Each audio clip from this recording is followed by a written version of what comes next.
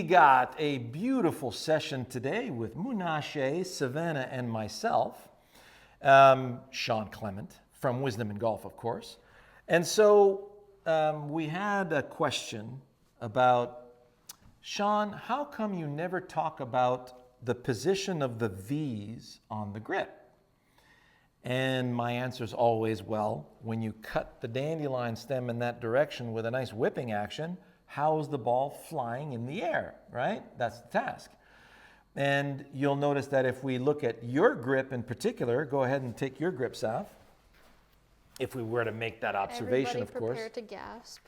Yeah, because Sav's got a very, very strong grip. So her V's are actually pointing to me right now, right? Yeah. So when you swing and when you started out your session today, when you're doing the warm-up, you notice you were overdrawing the ball by a couple of yards. I said, well, just relax on the grip a smidge. So to you, what does that mean when you relax the grip a smidge? It'll still look pretty much the same. The grip will look the same, but the club face will be just a hair more open. And that's why for many of you, when you look at Sav at address, she's got that super strong grip, but the face looks open. Yeah. Well, when you whip in that direction and you're cutting through the dandelion stem, what's the ball doing in the air? Well, let's have a look.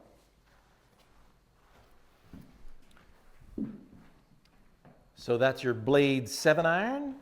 Your focus right now is on delivering left of the intermediate point through that stem. Yeah.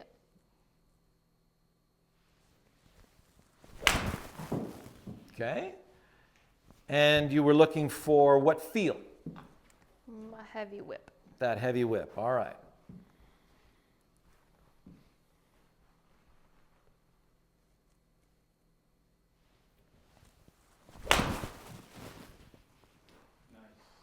So, A little thin to win, but.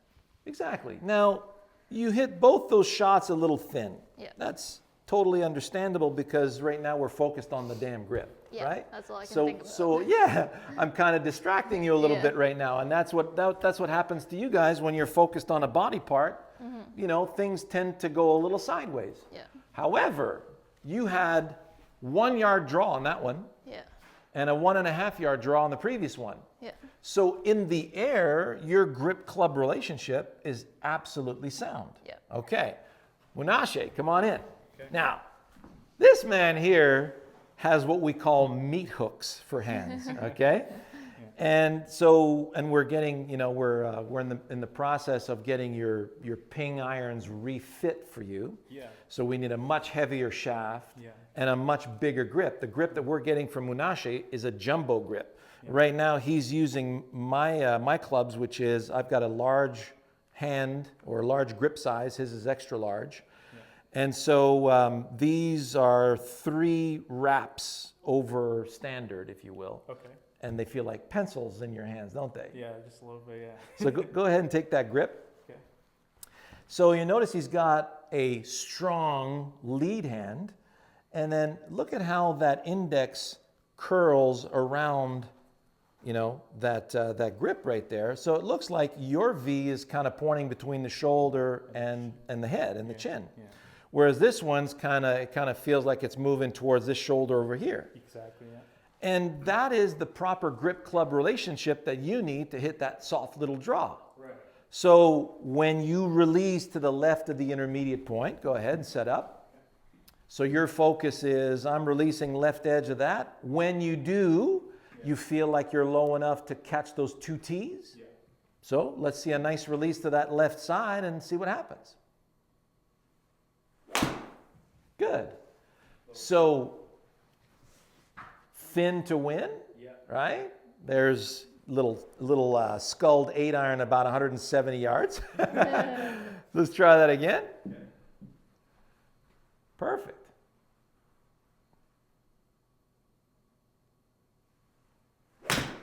Excellent. Nice. So, good miss. Yeah. That was just a little scrapey on that one. Yeah, very scrapey, yeah. But both, if you look at the amount of curvature in that ball, Yeah. let me just go to ball here.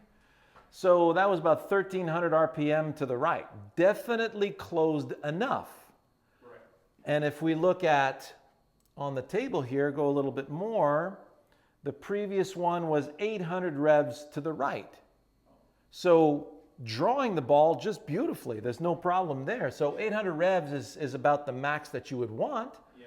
So in both instances, you probably released a little bit too much at the bottom. Yeah, too early. Yeah. Could have released a little bit more through. Yeah. So let's see a little bit more throughward release. Okay, I'm just gonna practice swing. That's it. Get the feel. Nice.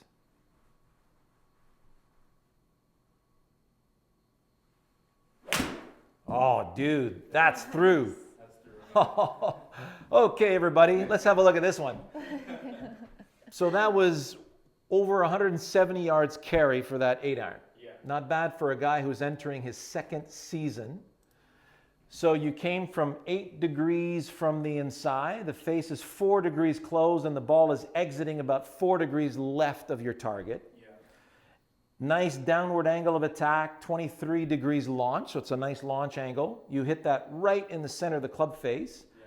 And you have 3 degrees spin axis, which is a very slight draw. So if we look at the ball here, Yeah. started 4 degrees left, Yeah. 366 degrees or spin to the right, Okay. which you ended up 18 feet left of the target. That's fantastic. It's a great shot. Yeah. Yeah, and your carry is 170 on the nose. You just cleared the green. We got the green set up at 160. So here, I'll trade you with that 8-iron. Yeah. And now if we look at mine, and this is on my left-handed swing, so this right here feels like when I release to the left of that intermediate point. So once I got set up, get behind the ball. So I don't know where my V's are pointing at all, but what I can tell you is that when I release to the left of the intermediate point, the ball started a little left. It's drawing back just a hair across the target. So there's my 163 to 165 carry with my 8-iron. Yeah. And right in the center of that club face, 11 degrees from the inside. And if you look at the amount of spin I had on that, we're looking at 1,300 spin to the right and 3 degrees left. So I'm 30 feet to the right of my target. That's just one. Yeah. Now, when I reset up to that ball and I retake my grip, will my grip come back exactly to the same spot every time? No. So I'm going to go ahead and perform that same task again. I see my dandelion stem. If I release to the left edge of that intermediate point with a nice effortless whip, does it feel like I'm low enough? Yes, it is.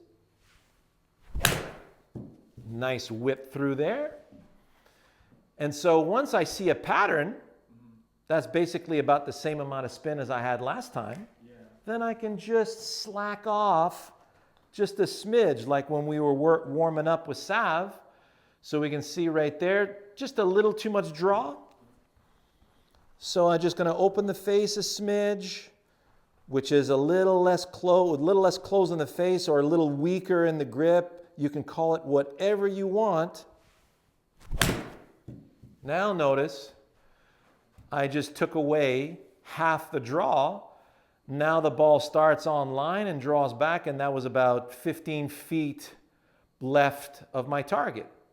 So the amount of side spin on that there was, if we look at the table here, and that's how I adjusted it. So I go from 1,300 right, to 1,700 right to 700 right.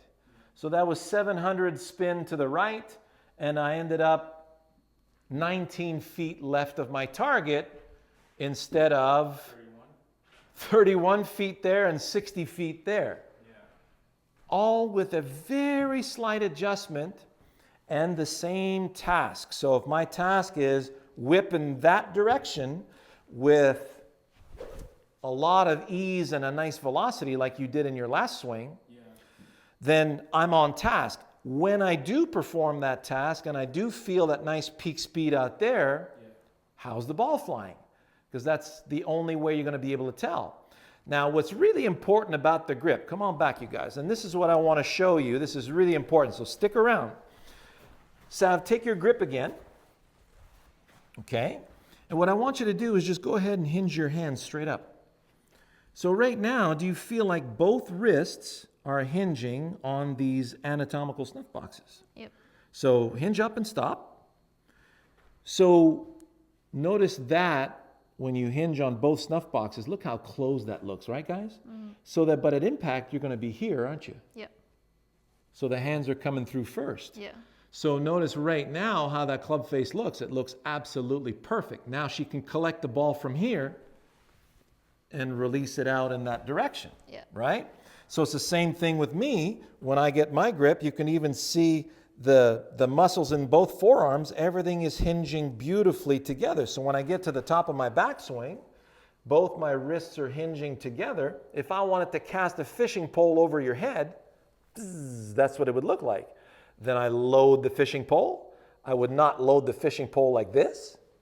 I would not load I'm not going to go casting this way with my fishing pole. I'm going to cast this way with the fishing pole. However, in golf, we're going over there, right? So I'm going to cast my fishing pole. Wait. Casting my fishing pole in the direction I want that ball to go. So that's why we're constantly focused on releasing the energy in the direction we want to start the ball, right? Which is beyond the left or the right edge or straight over the intermediate point that we have in front of our ball. So Munashe, come on over here. Okay. Go ahead and take your grip.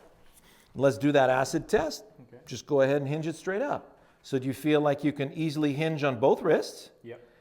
Is there anything coming apart in your grip right now? No, everything. Fingers are staying nicely wrapped around the grip? Yeah. You're not letting go of the club? No. So if you, let's say you're going to hit a ball in that direction here. Yep. Go to the top of your backswing. So that's super solid here. Yeah. And the pad, the two pads of your left hand is covering the thumb of your right hand beautifully. Yeah.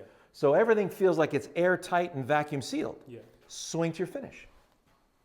Nice release. Now, notice this at the end. Look at this, guys.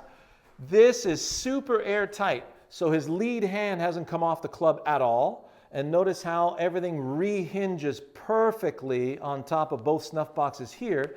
And look at how that index finger is really supporting the club. So I encourage you guys to go see a video entitled Best Video on Grip Ever. Talk about a title, right? Shawn Clement.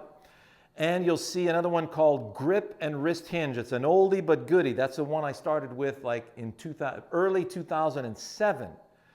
And you'll notice the consistency in how we teach that grip. Yeah. So the functionality and the purpose of the grip comes first. Right.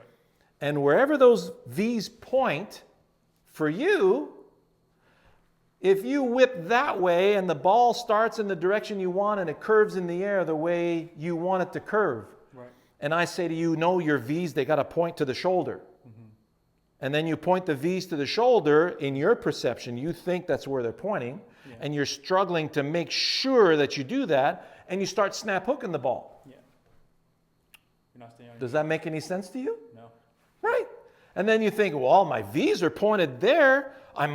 That's at least that is checked off in my head. There must be something wrong with my golf swing. Nope. Do you see how insane this game can be? So, put the positional stuff aside. Think about the functionality of your grip. Look at the purpose of that, how the fingers wrap. This is a bone that we're connecting to the rest of the bones of your body. Yeah, this becomes a joint. Exactly. Yeah. So these are your portable ligaments, tendons, and muscles that are going to wrap around this bone. Exactly. The same way the ligaments, tendons, and muscles reunite the bones of the lower arm with the upper arm. Yeah. So that's the purpose of it, right? Any questions? Nope. I'm sure you guys enjoyed that. Please leave comments or questions in the bottom. What else do we need, Sav? We need some like likes. and subscribe. Like and subscribe, please. And let us know what you want to see next. We would love some suggestions of what you want to see next as well. All the best. See you in the next one. Bye.